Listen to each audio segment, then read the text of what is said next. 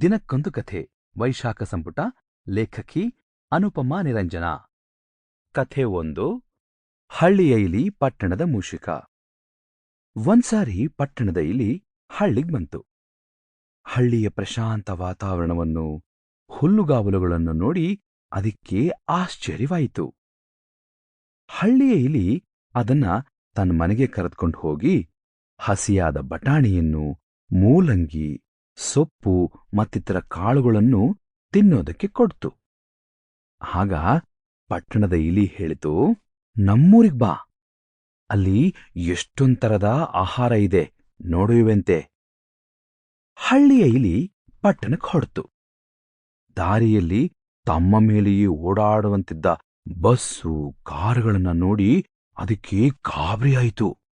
ಕಡೆಗೆ ಆ ಎರಡೂ ಇಲಿಗಳು ದೊಡ್ಡ ಮನೆಯೊಂದನ್ನ ಪ್ರವೇಶಿಸಿದವು. ಮನೆಯ ಹಜಾರದಲ್ಲಿ ಸೊಗಸಾದ ರತ್ನಗಂಬಳಿ, ಬಗೆ ಬಗೆಯ ಕೂರುವ ಆಸನಗಳು ಇದ್ವು. ಅಲ್ಲಿಂದ ಅಡುಗೆ ಮನೆಗೆ ನಡೆದವು. ಅಲ್ಲಿ ಬಿಸ್ಕತ್ಗಳು, ಪಾಯಸ, ಕಜ್ಜಾಯಗಳು, ಬಗೆ ಬಗೆಯ ಪಲ್ಯಗಳು ಇದ್ವು. ನಡೆದು ಆಯಾಸವಾಗಿದ್ದರಿಂದ ಎರಡೂ ಇಲಿಗಳು ಎಲ್ಲಾ ಭಕ್ಷ್ಯಗಳನ್ನು ರುಚಿ ನೋಡತೊಡಗಿದವು. ಆದರೆ ಅಷ್ಟರಲ್ಲಿ ಬಾಗಿಲು ತೆಗೆದ ಸಪ್ಪಳವಾಯಿತು. ದಪ್ಪಗಿನ ಬೂಟಿನ ಶಬ್ದದ ಜೊತೆಗೆ ದೊಡ್ಡದೊಂದು ಬೆಕ್ಕು ಮಿಯಾವ್ ಎಂದ ಶಬ್ದವೂ ಕೇಳಿಸಿತು. ಹಳ್ಳಿಯ ಇಲಿ ಹೆದರಿ ಅದೇನು ಎಂದು ಕೇಳಿತು. ಪಟ್ಟಣದ ಇಲಿ ಅದು ನನ್ನ ಯಜಮಾನ ಮತ್ತು ಅವನ ಬೆಕ್ಕು ಎಂದಿತು. ಹಳ್ಳಿಯ ಇಲಿ ಒಂದೇ ಏಟಿಗೆ ನೆಗೆದು ಕಿಟಕಿಯಿಂದ ಹೊರಗೆ ಹಾರಿ ಹಳ್ಳಿಯತ್ತ ಓಡ್ತು.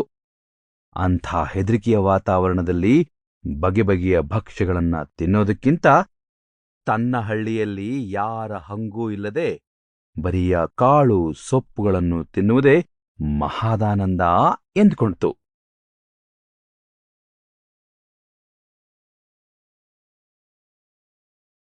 ಕಥೆ 2. ಯುಲಿಸಿಸ್ ಮತ್ತು ಒಕ್ಕಣ್ಣ ರಾಕ್ಷಸ. ಗ್ರೀಸ್ ದೇಶದಲ್ಲಿ ಯುಲಿಸಿಸ್ ಎಂಬ ವೀರನೊಬ್ಬನಿದ್ದ. ಅವನಿಗೆ ಸಾಹಸ ಕಾರ್ಯಗಳನ್ನ ಮಾಡೋದೆಂದ್ರೆ ಬಲು ಇಷ್ಟ. ಒಮ್ಮೆ ಅವನು ಹಡಗನ್ನೇರಿ ಪ್ರಪಂಚ ಪರ್ಯಟನೆಗೆಂದು ಹೊರಟ. ಆಗ ಬಿರುಗಾಳಿ ಎದ್ದುದರಿಂದ ಹಡಗು ಅಪರಿಚಿತ ದ್ವೀಪವೊಂದನ್ನ ಮುಟ್ಟಿತು. ದ್ವೀಪದಲ್ಲೇನಿದೆ ಎಂದು ತಿಳಿಯುವ ಕುತೂಹಲದಿಂದ ಯುಲಿಸಿಸ್ ಸ್ವಲ್ಪ ಆಹಾರವನ್ನು, ದ್ರಾಕ್ಷಾರಸವನ್ನು ತೆಗೆದುಕೊಂಡು 12 ಜನ ನಾವಿಕರನ್ನು ಕರೆದುಕೊಂಡು ಒಳಗೆ ಹೋದನು. ದ್ವೀಪದಲ್ಲಿ ಬೇಕಾದಷ್ಟು ಮೇಕೆ, ಕುರಿಗಳಿದ್ದುವು. ಅವರು ನಡೆಯುತ್ತಾ ಹೋದ ಹಾಗೆ ದೊಡ್ಡ ಗವಿಯೊಂದು ಕಾಣಿಸಿತು. ಅದರೊಳಗೆ ಹಾಲು, ಬೆಣ್ಣೆ ತುಂಬಿದ ದೊಡ್ಡ ಪಾತ್ರೆಗಳಿದ್ವು. ಯುಲಿಸಿಸ್ ಮತ್ತು ಅವನ ಗೆಳೆಯರು ಯಥೇಚ್ಛವಾಗಿ ಹಾಲು, ಬೆಣ್ಣೆಗಳನ್ನ ಸವದ್ರು. ಅಷ್ಟರಲ್ಲಿ ಸಂಜೆಯಾಯಿತು. ಗವಿಯೆದುರಿಗೆ ದೊಡ್ಡ ನೆರಳು ಬಿತ್ತು. ಯುಲಿಸಿಸ್ ತಲೆ ಎತ್ತಿ ನೋಡಲಾಗಿ ಮರದೆತ್ತರವಿದ್ದ ಒಕ್ಕಣ್ಣ ರಾಕ್ಷಸನೊಬ್ಬ ಕಾಣಿಸ್ತ. ರಾಕ್ಷಸ ಕುರಿ ಮಂದಿಗಳನ್ನ ಹೊಡೆದುಕೊಂಡು ಗವಿಯೊಳಗೆ ಬಂದ. ದೊಡ್ಡ ಕಲ್ಲು ಬಂಡೆಯನ್ನ ಸರಿಸಿ ಬಾಗಿಲು ಮುಚ್ಚಿದ. ಒಳಗಿದ್ದ ಮರವೊಂದಕ್ಕೆ ಬೆಂಕಿ ಹಚ್ಚಿದಾಗ ಅವನಿಗೆ ಯುಲಿಸಿಸ್ ಮತ್ತು ಅವನ ಸಂಗಡಿಗರು ಕಣ್ಣಿಗೆ ಬಿದ್ರು. ಯಾರ್ ನೀವು ಎಂದು ಅಬ್ಬರಿಸಿದ ರಾಕ್ಷಸ. ನಾವು ಗ್ರೀಕ್ ವೀರರು ಎಂದ ಯುಲಿಸಿಸ್. ಹ, ಗ್ರೀಕ್ ವೀರರೋ, ನೋಡೋಣ ಎನ್ನುತ್ತಾ ರಾಕ್ಷಸ ಇಬ್ಬರು ನಾವಿಕರನ್ನು ಎತ್ತಿಕೊಂಡು ತಿಂದು ಹಾಕ್ದ.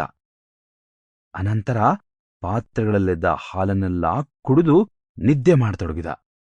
ಆಗ ಯುಲಿಸಿಸ್ಗೆ ರಾಕ್ಷಸನನ್ನ ಕೊಲ್ಲೋಣವೇ ಎನಿಸಿತು. ಆದರೆ ಹಾಕೊಂದ್ರೆ ಬಾಗಿಲಿಗಿದ್ದ ಬಂಡೆಯನ್ನ ಸರಿಸುವವರ್ಯಾರು ಎಂಬ ಚಿಂತೆ ಹತ್ತಿತು. ಬೆಳಗಾಯಿತು. ರಾಕ್ಷಸ ಮೇಲೆದ್ದು ಇನ್ನಿಬ್ಬರನ್ನ ತಿಂದು ಹಾಲು ಕುಡಿದು ಮಂದೆಯನ್ನ ಹೊರಗ್ಬಿಟ್ಟು ಬಂಡೆಯನ್ನ ಗವಿಯ ಬಾಗಿಲಿಗೆ ಮುಚ್ಚಿ ಹೊರಟೋದ.